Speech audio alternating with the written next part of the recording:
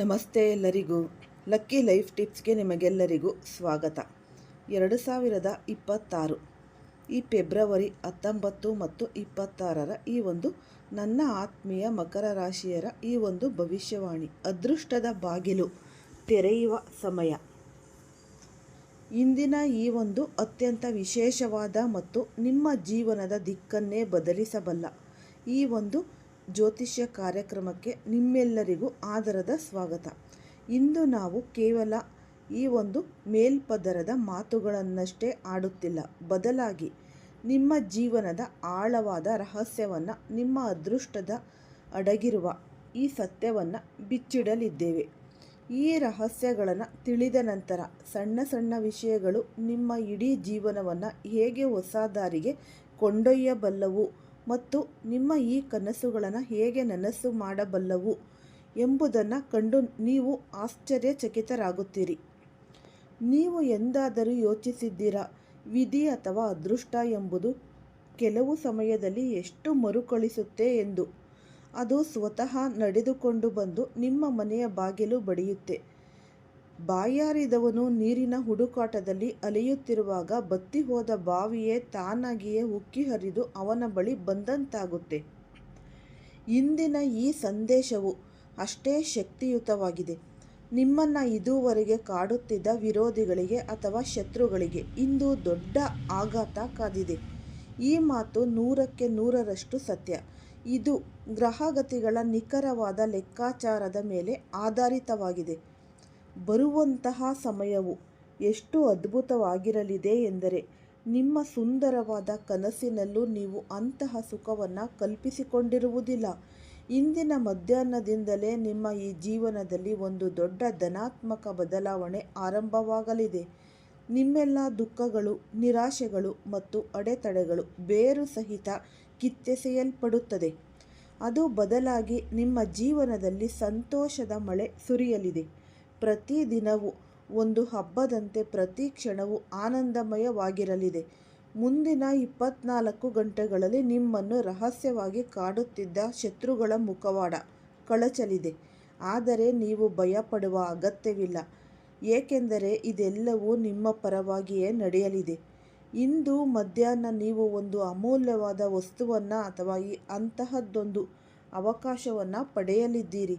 ಅದು ಬಂಗಾರದಂತೆ ಹೊಳೆಯುವ ಮತ್ತು ಅತ್ಯಂತ ಬೆಲೆ ಬಾಳುವ ಅವಕಾಶವಾಗಿರುತ್ತದೆ. ಇದು ನಿಮ್ಮ ಜೀವನದ ಎಲ್ಲ ಮುಚ್ಚಿದ ಬಾಗಿಲುಗಳನ್ನು ತೆರೆಯುವ ಒಂದು ಮಾಂತ್ರಿಕ ಕೀಲಿ ಕೈ ಎಂಬಂತೆ ಮಾಡಲಿದೆ. ಆದರೆ ಇಲ್ಲಿ ಒಂದು ಪ್ರಮುಖ ಎಚ್ಚರಿಕೆ ಇದೆ. ನಿಮ್ಮ ಅಭ್ಯಾಸವೇನೆಂದರೆ, ನೀವು ಯಾವುದೇ ಹೊಸ ಕೆಲಸ ಅಥವಾ ಯೋಜನೆಯನ್ನು ಆರಂಭಿಸುವ ಮುನ್ನವೇ ಅದರ ಬಗ್ಗೆ ಎಲ್ಲರಿಗೂ ಹೇಳಿಬಿಡ್ತೀರಿ. ಇಡೀ ಊರಿಗೆ ಡಂಗೂರ ಸಾರಿದಂತೆ ಪ್ರಚಾರ ಮಾಡ್ತೀರಿ.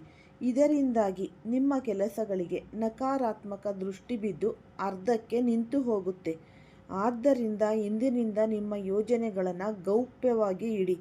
ನಿಮ್ಮ ಯಶಸ್ಸು ಸದ್ದು ಮಾಡಲಿ, ನಿಮ್ಮ ಮಾತುಗಳಲ್ಲ. ನೀವು ಉದ್ಯೋಗದಲ್ಲಾಗಲಿ ಅಥವಾ ಈ ವ್ಯವಹಾರದಲ್ಲಾಗಲಿ ಅದ್ಭುತವಾದ ಪ್ರದರ್ಶನ ನೀಡುವ ಸಾಮರ್ಥ್ಯ ಹೊಂದಿದ್ದೀರಿ. ಆದರೆ ನಿಮ್ಮ ಮನಸ್ಸು ಯಾವಾಗಲೂ ಯಾವುದೋ ಒಂದು ಅಲೆದಾಟದಲ್ಲಿ ಇರುತ್ತೆ.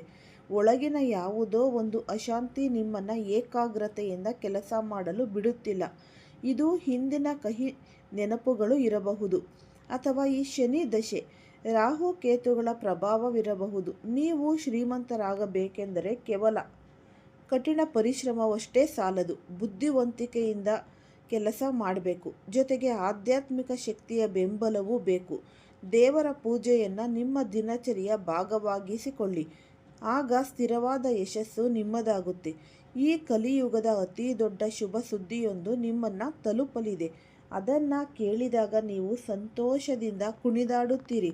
ಇದು ಈ ಜನ್ಮದ ಪುಣ್ಯವಲ್ಲದೆ ಇಂದಿನ ಜನ್ಮದ ಸತ್ಕರ್ಮಗಳ ಫಲವಾಗಿದೆ. ಮುಂದಿನ ಒಂದು ದಿನದ ಅವಧಿಯಲ್ಲಿ ನಿಮ್ಮ ಮನೆಯ ಪ್ರತಿಯೊಂದು ಮೂಲೆಗೂ ನಗು ಮತ್ತು ಸಡಗರದಿಂದ ತುಂಬಿರಲಿದೆ.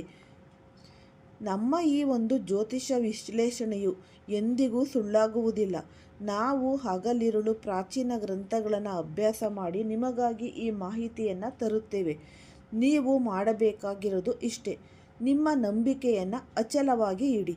ಇದುವರೆಗೆ ನೀವು ಜೀವನದಲ್ಲಿ ಕೇವಲ ಹೋರಾಟವನ್ನೇ ಕಂಡಿದ್ದೀರಿ. ಹಣ ಬರುತ್ತೆ, ಆದರೆ ನೀರಿನಂತೆ ಹರಿದು ಹೋಗುತ್ತೆ, ಉಳಿತಾಯವಾಗುತ್ತಿಲ್ಲ. ಒಂದು ಸಂಕಷ್ಟ ಮುಗಿಯಿತು ಅನ್ನುವಾಗಲೇ ಇನ್ನೊಂದು ಎದುರಾಗುತ್ತೆ. ಜನರು ನಿಮ್ಮ ಭಾವನೆಗಳಿಗೆ ಬೆಲೆ ನೀಡುವುದಿಲ್ಲ, ನಿಮ್ಮನ್ನು ಕೇವಲ ಬಳಸಿಕೊಳ್ತಾರೆ. ಆದರೆ ಈ ವಿಡಿಯೋ ನಿಮ್ಮ ಈ ಎಲ್ಲ ಸಮಸ್ಯೆಗಳಿಗೆ ಅಂತಿಮ ಪರಿಹಾರ ನೀಡಲಿದೆ. ನೀವು ಶೂನ್ಯದಿಂದ ಸಾಮ್ರಾಜ್ಯವನ್ನು ಕಟ್ಟುವ ಸಮಯ ಬಂದಾಯಿತು. ಅದಕ್ಕೂ ಮುನ್ನ ನಿಮ್ಮ ಮನಸ್ಸಿನಲ್ಲಿ ತಾಯಿ ದುರ್ಗೆಯನ್ನು ಸ್ಮರಿಸಿಕೊಂಡು ಈ ಒಂದು ಸಂಕಲ್ಪ ಮಾಡಿಕೊಳ್ಳಿ. ಯಾರಲ್ಲಿ ತಾಯಿಯ ಆಶೀರ್ವಾದವಿರುತ್ತೋ ಅವರನ್ನು ಯಾರು ಏನು ಮಾಡಲು ಸಾಧ್ಯವೇ ಇಲ್ಲ.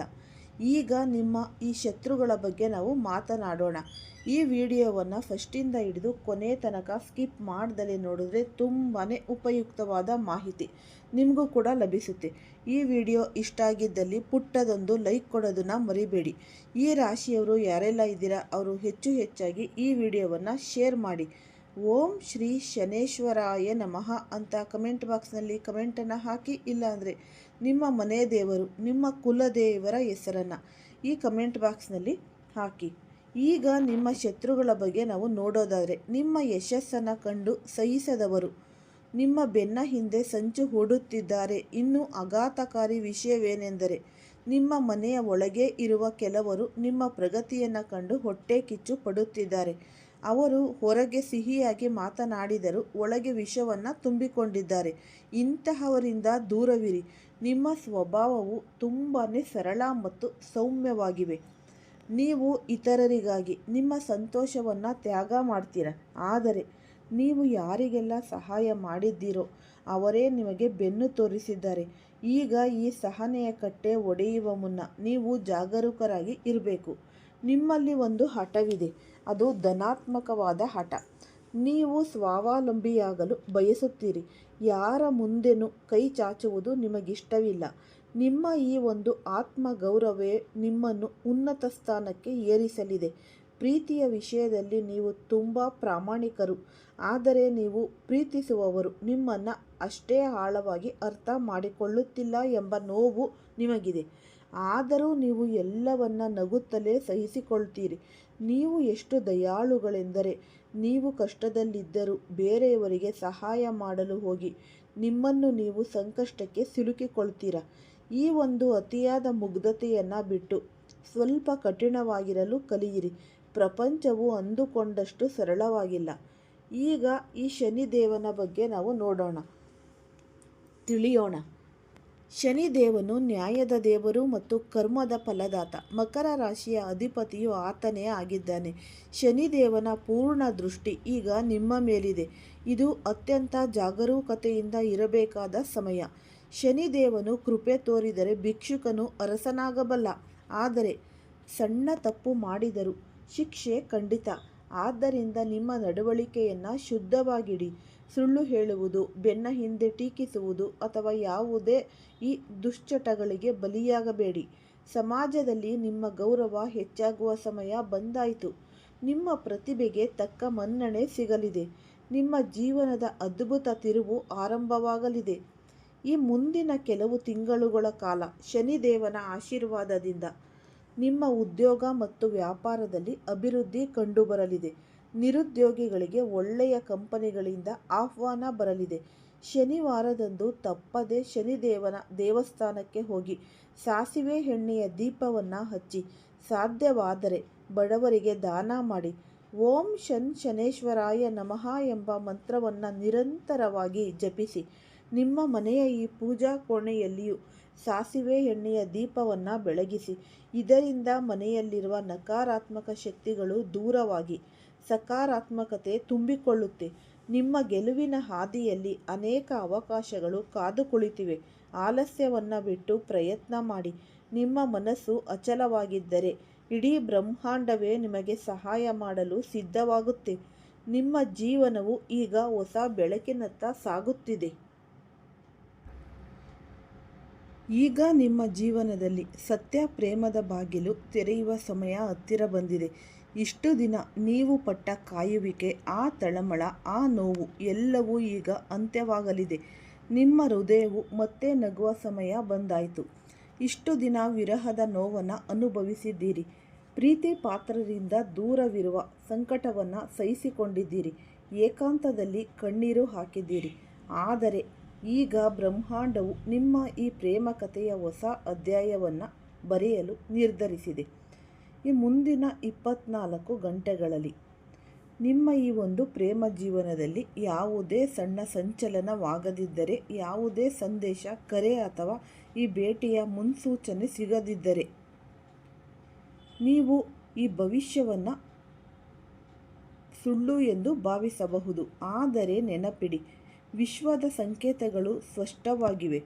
ನಿಮ್ಮ ಪ್ರೀತಿ ಈಗ ಮರಳಿ ಜಾಗೃತವಾಗಲಿದೆ. ಹಿಂದಿನ ದಿನವು ಸಾಮಾನ್ಯ ದಿನವಲ್ಲ. ಪ್ರೇಮದ ಶಕ್ತಿ ಮತ್ತು ಬ್ರಹ್ಮಾಂಡದ ಭಾವನಾತ್ಮಕ ತರಂಗಗಳು ಒಟ್ಟಾಗಿ ನಿಮ್ಮ ಪರವಾಗಿ ನಿಂತಿವೆ. ಯಾವ ಪ್ರೀತಿಗಾಗಿ ನೀವು ಹಂಬಲಿಸುತ್ತಿದ್ದೀರೋ, ಯಾರು ಮತ್ತೆ ಸಿಗುತ್ತಾರೆ ಎಂಬ ಭರವಸೆಯನ್ನೇ ನೀವು ಬಿಟ್ಟಿದ್ದೀರೋ, ಯಾರನ್ನು ಮರೆಯಲು ನಿಮಗೆ ಸಾಧ್ಯವಾಗುತ್ತಿಲ್ಲವೋ ಅದೇ ಆತ್ಮವು ಈಗ ನಿಮ್ಮತ್ತ ಸೆಳೆಯಲ್ಪಡುತ್ತಿದೆ. ಅವರ ನೆನಪು ಹೆಚ್ಚಾಗುವುದು, ಹಳೆಯ ಮಾತುಗಳು ನೆನಪಿಗೆ ಬರುವುದು, ಹೃದಯದಲ್ಲಿ ಒಂದು ರೀತಿಯ ಚಡವಡಿಕೆ ಉಂಟಾಗುವುದು. ಇವೆಲ್ಲವೂ ಶಕ್ತಿಯ ವಿನಿಮಯವು ಮತ್ತೆ ಪ್ರಾರಂಭವಾಗಲಿದೆ ಎಂಬುದಕ್ಕೆ ಸಂಕೇತಗಳು. ಮುಂದಿನ 24 ಗಂಟೆಗಳಲ್ಲಿ ಅವರು ನಿಮ್ಮನ್ನು ಈ ಒಂದು ಅನ್ಬ್ಲಾಕ್ ಮಾಡುವುದು, ಈ ಮೆಸೇಜ್ ಮಾಡಬಹುದು ಅಥವಾ ಅವರೇ ಕರೆ ಮಾಡಬಹುದು. ಮುನಿಸಿಕೊಂಡ ಪ್ರಿಯತಮನು ಅಥವಾ ಪ್ರಿಯತಮೆ ಮತ್ತೆ ಒಲಿಯಬಹುದು. ಹಳೆಯ ತಪ್ಪು ತಿಳುವಳಿಕೆಗಳು ದೂರವಾಗಿ ಭೇಟಿಯಾಗುವ ಅವಕಾಶಗಳು ಸೃಷ್ಟಿಯಾಗಲಿವೆ. ಕೆಲವು ಮಕರ ರಾಶಿಯವರಿಗೆ ವಿವಾಹದ ಪ್ರಸ್ತಾವನೆ ಕೂಡ ಬರಬಹುದು. ಬ್ರಹ್ಮಾಂಡವು ಲಕ್ಷಾಂತರ ಜನರಲ್ಲಿ ನಿಮ್ಮನ್ನು ಆರಿಸಿಕೊಂಡಿದೆ, ಏಕೆಂದರೆ ನಿಮ್ಮ ಪ್ರೀತಿ ಸ್ವಾರ್ಥವಿಲ್ಲದ್ದು ಮತ್ತು ಸತ್ಯವಾದದ್ದು. ನೀವು ಅವರನ್ನು ಆತ್ಮದಿಂದ ಪ್ರೀತಿಸಿದ್ದೀರಿ, ಹೃದಯದಿಂದ ಕರೆದಿದ್ದೀರಿ. ಅದಕ್ಕಾಗಿಯೇ ಈಗ ಬ್ರಹ್ಮಾಂಡದಿಂದ ನಿಮಗೆ ಉತ್ತರ ಸಿಗಲಿದೆ. ನಿಮ್ಮ ಪ್ರೇಮವು ಕೇವಲ ಆಕರ್ಷಣೆಯಲ್ಲ, ಅದು ಕರ್ಮದ ಬಂಧ, ಜನ್ಮ ಜನ್ಮಾಂತರದ ಸಂಬಂಧ. ಅದಕ್ಕಾಗಿಯೇ ಎಷ್ಟು ಬಾರಿ ಸಂಬಂಧ ಮುರಿದರೂ ನೀವು ಮತ್ತೆ ಮತ್ತೆ ಅದೇ ವ್ಯಕ್ತಿಯ ಕಡೆಗೆ ಸೆಳೆಯಲ್ಪಡುತ್ತೀರಿ. ಆದರೆ ಕೇಳಿ, ಪ್ರೀತಿಯ ಜೊತೆಗೆ ಕೆಲವು ಎಚ್ಚರಿಕೆಗಳು ಅಗತ್ಯ. ಕೆಲವು ಜನರು ನಿಮ್ಮ ಸಂಬಂಧವನ್ನು ಕಂಡು ಅಸೂಯೆ ಪಡ್ತಾರೆ. ನೀವು ಒಂದಾಗುವುದು ಅವರಿಗೆ ಇಷ್ಟವಿಲ್ಲ. ಹಾಗಾಗಿ ನಿಮ್ಮ ಪ್ರೇಮದ ವಿಷಯಗಳನ್ನು ಎಲ್ಲರ ಹತ್ತಿರ ಹಂಚಿಕೊಳ್ಳಬೇಡಿ. ನಿಮ್ಮ ಸಂಬಂಧವನ್ನು ಬೇರೆಯವರ ಕೆಟ್ಟ ದೃಷ್ಟಿಯಿಂದ ಕಾಪಾಡಿಕೊಳ್ಳಿ. ಮೂರನೇ ವ್ಯಕ್ತಿಯನ್ನು ನಿಮ್ಮಿಬ್ಬರ ನಡುವೆ ಬರಲು ಬಿಡಬೇಡಿ. ಈಗ ನೀವು ಮಾಡಬಾರದ 2 ದೊಡ್ಡ ತಪ್ಪುಗಳೆಂದರೆ, ಮೊದಲನೆಯದು ನಿಮ್ಮ ಮುಂದಿನ ಪ್ರೇಮ ಯೋಜನೆಯನ್ನು ಎಲ್ಲರಿಗೂ ಹೇಳುವುದು. ಎರಡನೆಯದು ಹಿಂದೆ ನಿಮ್ಮ ಈ ಹೃದಯವನ್ನು ಒಡೆದ ವ್ಯಕ್ತಿಯಲ್ಲಿ ಸರಿಯಾದ ಬದಲಾವಣೆಯನ್ನು ಕಾಣದೆ ಮತ್ತೆ ಕುರುಡಾಗಿ ನಂಬುವುದು. ಮೊದಲು ಅವರನ್ನು ಪರೀಕ್ಷಿಸಿ, ನಂತರವಷ್ಟೇ ಹೃದಯ ನೀಡಿ. ನಿಮ್ಮ ಸುತ್ತಮುತ್ತಲೇ ಇರುವ ಒಬ್ಬ ವ್ಯಕ್ತಿ ನಿಮ್ಮ ಹಿತೈಷಿಯಂತೆ ನಟಿಸುತ್ತಿರಬಹುದು, ಆದರೆ ಅವರು ಒಳಗೊಳಗೆ ನೀವು ಸುಖವಾಗಿರುವುದನ್ನು ಬಯಸೋದೇ ಇಲ್ಲ. ಅಂತಹವರಿಂದ ದೂರವಿರಿ. ಈ ಪ್ರೇಮ ಶಕ್ತಿಯ ಪ್ರಭಾವದಿಂದ ನಿಮ್ಮ ಹೃದಯದಲ್ಲಿ ಶಾಂತಿ ಅನ್ನೋದು ಹೆಚ್ಚಾಗುತ್ತೆ. ಈ ಉಪಯುಕ್ತವಾದ ಮಾಹಿತಿ ನಿಮ್ಮೆಲ್ಲರಿಗೂ ಇಷ್ಟ ಆಗಿದೆ ಅಂತ ಭಾವಿಸ್ತೀನಿ. ಇಷ್ಟ ಆಗಿದ್ರೆ ಲೈಕ್ ಮಾಡಿ, ಶೇರ್ ಮಾಡಿ, ಸಬ್ಸ್ಕ್ರೈಬ್ ಮಾಡಿ. ಎಲ್ಲರಿಗೂ ಸಹ ಧನ್ಯವಾದಗಳು.